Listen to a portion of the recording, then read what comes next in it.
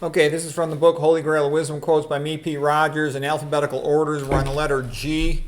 Ari de Gues, he said, the ability to learn faster than your competitors may be the only sustainable competitive advantage.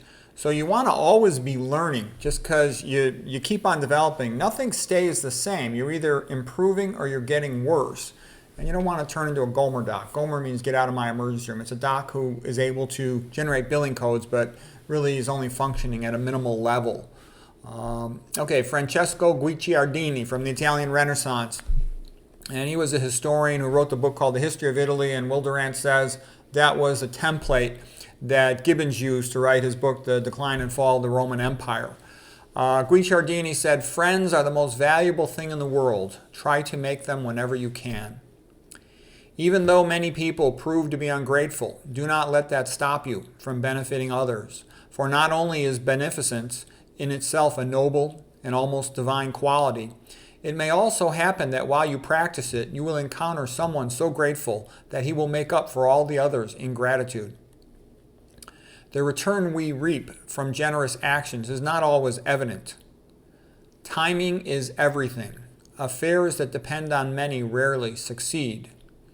No one can more easily deceive others than someone who is reputed never to deceive. Especially in the United States, most of the so-called experts are really fake.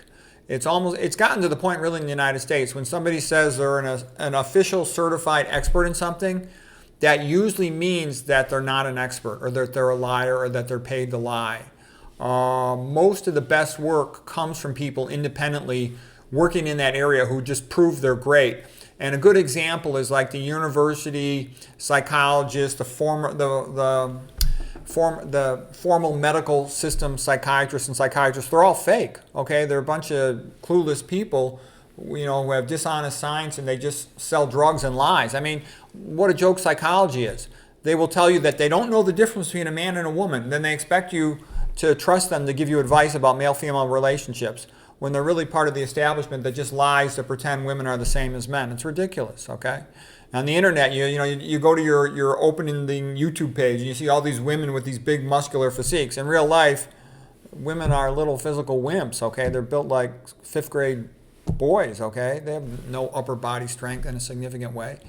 Okay, well, I just tell you that because it's all gaslighting, it's all fake, and you need to know that because they will tell you lies, and if you believe their lies, it could be very bad for your health and your future, everything. They're there not to help you. Okay, let's see next. The people who claim they want liberty for all when they really just want more power for themselves. Yeah, that would be this side, starting with the letter L. Honest behavior helps others, but for some difficult situations, dissimulation, lying, helps us. We fight for great disadvantage. Yeah, by the way, this guy's a contemporary of Machiavelli. And Machiavelli's misunderstood. He was trying to save Italy is what he was doing, and the guy was a genius, okay? We fight to great disadvantage when we fight with those who have nothing to lose. Yeah, which a lot of times means like the riffraff, third worlders who destroy the streets. You should watch the videos of the third world scumbag invaders in England. They're spitting on the public. So the native citizens of British walk by and they get spit on by these third worlders brought in by the corrupt rulers trying to destroy Britain. Okay, here's a good one. Well, there's a couple good ones here. When myth dies, only force rules. Yeah, if you have Machiavelli had said this too. If you tell the truth supports itself. 2 + 2 = 4. That doesn't need an army to support it. That doesn't need, a bunch of weapons and soldiers to support 2 + 2 = 4. It's the truth, okay? But when you tell a lie, you need a lot of big money behind that. It takes big money paying people over $1 million a year to tell you that olive oil is good for your health, okay? It takes big money to tell people that soy is good for your health, okay? So if you're going to lie, you need big money behind it. How happy are astrologers to be believed if they tell a truth but once out of 100 lies, when other people are not believed if they tell even one lie. Francesco Guiciardini, Italian Renaissance historian. Okay, next, Albert Gyorgi. Let me get to the, let me scroll it up a little bit. We'll go through Gyorgi, the scientist. I think he was like Hungarian or something. He's one of the discoverers of vitamin C. He won the Nobel Prize for that. He says, a real scientist is ready to bear privation and if need be starvation rather than let anyone dictate to him in which direction his work must take. Life is just an electron looking for a place to rest. Yeah, a real scientist wants to understand things. Money is not their priority. Sometimes, though, you need research and equipment to be able to figure out certain things, so you need the funding. Because sadly, most of the so-called science today, literally it's probably about almost 10 to 1, really. And I think that's what Jeff Nelson said in his recent video about faking scientists. It's all paid for. These big corporations, they own the journals. They own the scientists. And then when other people try to publish something contradictory to them, they won't let it be published. I tried to publish a bunch of stuff, and they just wouldn't even consider it. If you're not supporting their agenda, help us sell more drugs, help us sell more surgical devices, then they're like, get out of here. You're not going in our journal.